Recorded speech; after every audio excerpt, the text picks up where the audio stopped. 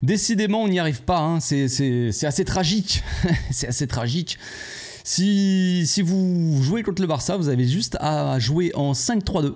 Vous posez le bus, vous jouez avec deux gars costauds devant. Araujo sera pas foutu de toucher un ballon. Aucune relance derrière, c'est magnifique. C'est de là.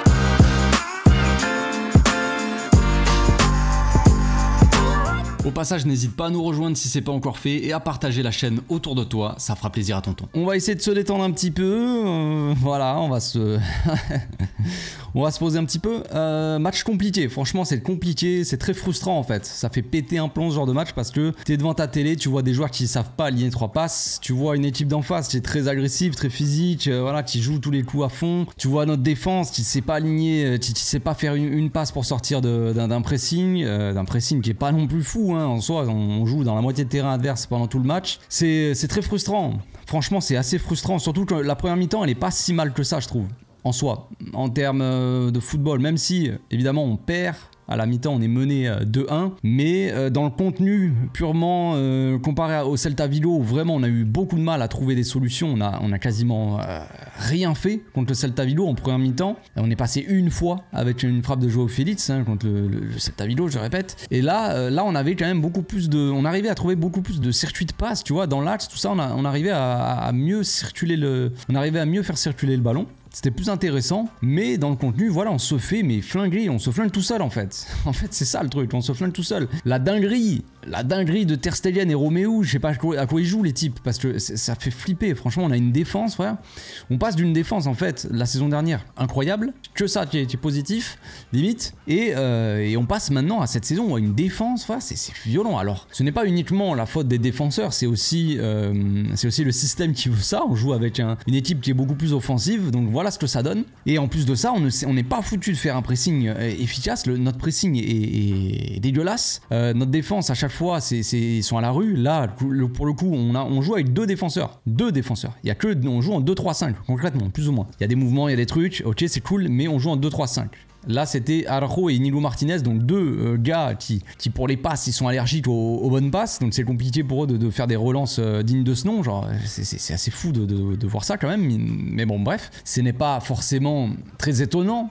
Mais d'un autre côté, tu peux t'attendre quand tu es un joueur de foot professionnel, que tu joues au Barça, tu peux t'attendre à ce que le gars sache faire 2-3 passes correctes, quoi. Pas Inigo Martinez, son match, il est cataclysmique. Mais bref, donc quand tu joues à 2 derrière, en fait, quand ils jouent à 2 attaquants, ça te fait du 2 contre 2 en fait. Moi je pensais qu'ils joueraient en 5-4-1, ils ont joué en 5-3-2, ils ont calqué, hein. Ils sont pas emmerdés, le coach là de Majorque là. Il s'est pas emmerdé. Plus loin, il a vu que le Celta, ils ont emmerdé le Barça et que c'était très difficile pour nous, on n'arrivait pas à jouer comme ça, contre un bloc aussi dense, aussi compact, avec 3 milieux comme ça, 2 attaquants qui nous gênaient à la relance. Il a fait exactement la même chose, il s'est pas posé de question, le type, il est arrivé, allez, on va faire pareil et on va voir. Et ça a marché, ça a marché plus ou moins, ça a quand même... Dans le contenu, on était mieux, on arrivait à faire des choses, mais on n'était pas foutu de... Une fois qu'on arrivait proche de la surface, on se cassait les dents sur le mur, en fait, le bus, qui était plus un mur de Majorque, et c'était très compliqué. C'était très compliqué. Le problème dans ces matchs-là, en fait, encore une fois, on en revient au même, c'est que Romeu, il est pas forcément très... C'est pas très pertinent de mettre Romeu contre une équipe comme Majorque, en fait. C'est pas comme une équipe contre Majorque. En fait, c'est à partir du moment où l'équipe, elle pose le bus, je vois pas l'intérêt de mettre Romeu. Alors, t'as un intérêt défensif, évidemment, si tu veux jouer avec tous ces attaquants-là, tu vois. L'intérêt, l'intention, je la comprends. Je la comprends, l'intention, frérot. Tu veux jouer d'une manière très offensive avec uniquement 2 défenseurs centraux, donc tu te dis, il y a moyen qu'on soit exposé derrière, il y a des grands costauds à Majorque, on va mettre Romeu pour le côté un peu costaud, physique. Et le problème, c'est que Romeu, il touche pas un ballon. Il perd tous ses duels, il est lent dans le jeu, en fait, finalement, il sert à rien, quoi. Sur le terrain. Donc en fait, il ne t'apporte pas offensivement, mais il t'apporte pas défensivement. Donc tu vois, c'est ça le problème. C'est ça le problème. Donc l'intention, je la comprends. Xavi s'est dit, je vais mettre Romeu pour ça, tu vois. Et quand tu vois le match, tu vois, tu dis, bah en fait non, Romeu ça ne marche pas. Défensivement, il sert à rien, et offensivement, c'est encore pire. Il apporte rien parce que trop lent, parce que pas de passe, parce que pas de vitesse, parce que rien en fait. Il est en trop en fait. C'est ça le problème. Alors je dis pas que Romeu, il faut jamais qu'il joue tout ça. Contre certaines équipes qui vont être des équipes un peu plus joueuses, tu vois. Où t'as des mecs à côté comme Frenkie par exemple qui a tendance à fortement dézonner. C'est bien d'avoir un mec comme Romeu à côté, voilà, je veux pas dire le contraire, mais contre une équipe qui pose son bus et où tu as besoin de joueurs de ballon comme ça dans l'entrejeu pour trouver des solutions par la passe, Romeu, il est pas pertinent. C'est tout, je l'aime bien Romeu, c'est la famille, vous le savez très bien. Non, je m'en fous, mais c'est pas pertinent, ça ne sert à rien. Donc pour moi, il aurait dû sortir à la mi-temps direct. Et ça n'a pas été le cas, il est sorti un peu plus tard quand même. Lewandowski a dû rentrer parce que évidemment, le problème de... Il y en a beaucoup qui ont critiqué Ferran sur les réseaux, tout ça. Alors Ferran, il est invisible dans le match, hein, ça je vais pas dire le contraire. Il a eu une occasion, il l'a loupé, malheureusement, c'est triste pour lui. Mais le problème en soi n'est pas forcément Ferran sur le terrain, le problème c'est que, en fait, t'as une équipe qui joue à 5 derrière. Les gars, avant de critiquer machin, écoutez-moi, de taper sur ton truc, ah non, Ferran, non, attends, 2 secondes. Le problème, c'est que tu joues contre une équipe qui joue à 5 derrière et que il y en a 3 dans l'axe. Il y a 3 joueurs de Majorque qui sont des grands gabarits, en plus des mecs costauds qui jouent dans l'axe. Et on le voit même là, Lewandowski, il a eu du mal quand il est rentré parce que Lewandowski, c'est pas un mec comme Muriqi, tu vois. Muriqi, il aurait pas eu de mal, lui. Il aurait été là, il aurait touché tous les ballons de la tête, il n'y aurait eu aucun problème pour lui. Mais quand tu joues contre une équipe comme ça qui est costaud, qui est physique, qui a des gros défenseurs, des gros gabarits derrière, alors ils sont lents, il faut les prendre de vitesse. C'est ça le but. Mais si tu fais des centres, tu peux pas t'attendre à ce que Ferran il touche les ballons, tu vois, il va rien avoir, il va rien toucher pour lui. Et Lewandowski c'était pareil, regardez le petit centre, la petite passe de Lamine,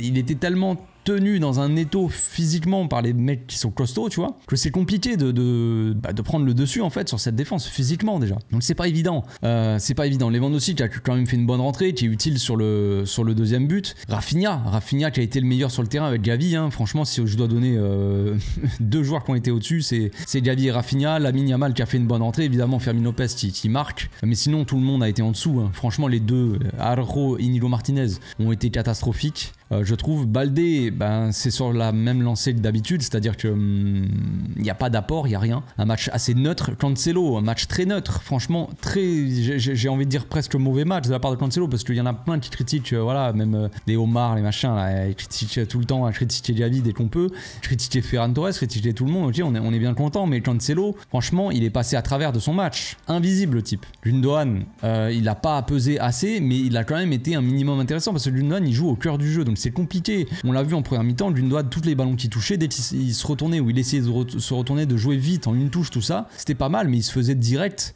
découper plus ou moins, ou il se faisait direct tamponner par le défenseur de Majorque, donc c'était compliqué. Quand tu joues dans l'entrejeu comme ça, c'est plus compliqué que quand tu joues sur un côté tranquille et t'as le temps de recevoir la balle, d'essayer de dribbler, de faire une passe en retrait, et là c'est bon, tu vois. Par exemple, regarde, prenez Baldé, il a pas eu beaucoup de mal physiquement, tu vois, parce que quand il a le ballon, il essaie un peu de courir, s'il passe pas, il passe par derrière, c'est fini. Il renvoie la balle en retrait pour Gavi ou pour son défenseur, c'est fini. Mais quand t'es au cœur du jeu, c'est un peu plus compliqué de prendre la lumière et surtout face à un bloc comme ça, dense, quoi. Donc un Barça qui a été clairement en dessous en fait. Techniquement, tout ça, ça n'a pas... La première mi-temps, comme j'ai dit, je la trouvais pas si mauvaise, même si voilà, on n'arrive pas à mener, on est mené en rentrant au vestiaire, mais elle est pas si mauvaise. Mais la deuxième mi-temps, elle est je trouve quand même très mauvaise. Même si l'entrée de Lamine Yamal a fait toute la différence, ce côté technique, tout ça, il a fait direct, il a mangé son vis-à-vis, mais c'était trop facile. Rafinha qui a été bon, hein, qui met le but du 1-1 et qui fait la passe décisive, on va dire, pour le 2-2. Lewandowski quand même qui laisse passer le ballon pour Fermin. Donc voilà, c'est des matchs pas évidents, très compliqués. On était leader, on l'est toujours pour le moment. Mais est-ce qu'on va le rester? Ça, c'est très peu probable quand même. Mais voilà, la Liga de toute façon ne s'arrête pas là, les amis. Attention, hein, je veux dire, là on sort d'un match, on est tous frustrés. Moi-même, hein, j'avais les nerfs, j'avais envie de tout casser juste avant de tourner la vidéo. Je me suis dit, on va quand même un peu se détendre. Mais c'est comme ça, c'est des matchs. Des matchs qui sont compliqués, la Liga elle est compliquée, les amis. On va jouer contre des équipes la plupart du temps qui vont poser des bus, et on sait qu'on a du mal contre des équipes comme ça. C'est comme ça, ce n'est pas une fin en soi. Il va falloir trouver des solutions, travailler pour. C'est en soi, quand on regarde les équipes qui sont joueuses face à nous, eh ben on n'a pas tant que ça de mal face à eux, tu vois. On arrive à jouer, à proposer un football intéressant, à trouver des espaces, trouver des choses comme ça, tu vois. Et contre des bus, on a tout le temps du mal. C'est comme ça. On n'a pas de profil vraiment différent. Par exemple, un Luc de Jong, tu vois. À la fin du match, tu mets Luc de Jong, tu fais un centre, et là Luc de Goth, il va mettre sa tête peut-être. t'as pas de profil différent en fait. C'est ça le truc, t'as des profils qui sont assez similaires. Donc c'est compliqué face à des bus. La frappe de Rafinha par exemple, c'est exactement ça qu'il faut faire. Il faut arriver dans cette zone-là et frapper de loin. Ça aurait pu se passer autrement, les gars, on aurait pu gagner ce match, on aurait pu aussi le perdre 5-0, hein, franchement. Vu le match de notre défense et de Ter Stegen, c'est affligeant. Mais regardez la frappe de Félix sur le poteau, voilà, ça s'est pas joué à... ça s'est joué à rien, quoi. Mais c'est comme ça. Il va y avoir des matchs qui vont être compliqués, des matchs qui vont paraître beaucoup plus faciles. Voilà, mais comme par hasard, on arrive à jouer un peu plus au football et on arrive à écraser des équipes qui jouent vraiment au foot, en fait. Regardez le Betis Séville, regardez Antwerp. C'est pas des équipes qui ont fermé le jeu, on a réussi à bien jouer contre elles. Là, contre les équipes comme ça, on n'y arrive pas. C'est tout, c'est comme ça. Donc demain, il n'y aura pas d'analyse. Je pense que je vais faire une FAQ, réponse aux questions. Donc je vais mettre sur Instagram en story une boîte à questions. Vous pouvez me poser les questions, j'y répondrai demain. Et puis voilà, je vous souhaite une bonne soirée, bon courage à tous, à demain. Ciao.